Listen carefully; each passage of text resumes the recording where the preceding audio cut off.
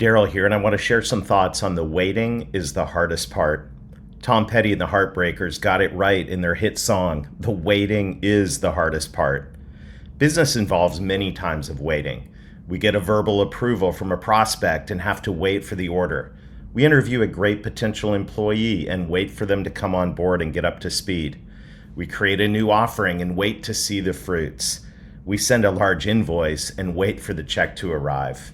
Recently, I heard one of my favorite pastors, Chris Vallotton, say that there are two areas where we need faith. The first is having faith for the breakthrough.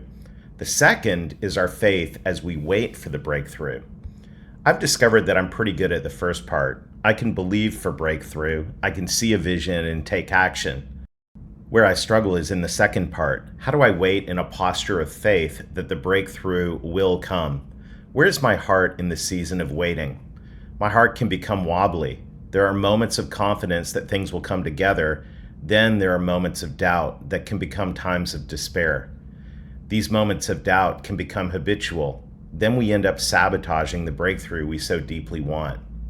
How can we wait well? In the famous chapter of Proverbs on wisdom, we get some solid advice.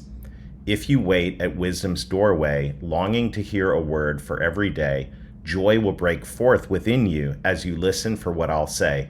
Proverbs 8:34, the Passion Translation. Wait at wisdom's doorway. What if the key to waiting well is less about how we wait and more about where we wait? What if we literally could wait at wisdom's doorway?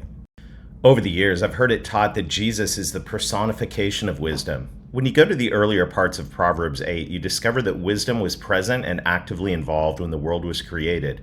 It makes me think of Colossians, where Paul talks about Jesus' role in creation. He says in Colossians 1:16, "For by him all things were created."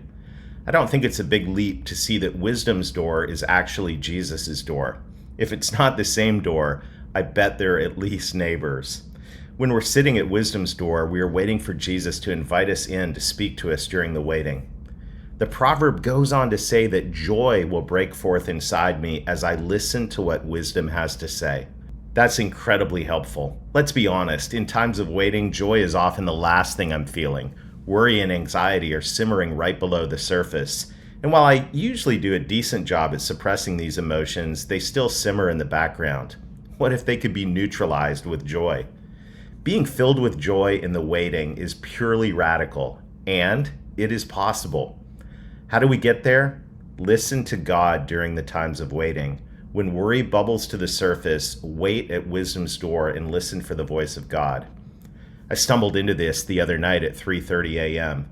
After waking up to use the restroom, I found thoughts about the success, or let's be honest, failure, of a new business initiative bubbling to the surface of my heart. It was a moment to choose to go full steam into a sleepless hour of anxiety, or I could choose to sit at wisdom's door. A few minutes later, as I settled into my heart to wait, I heard the following. Set your face like flint.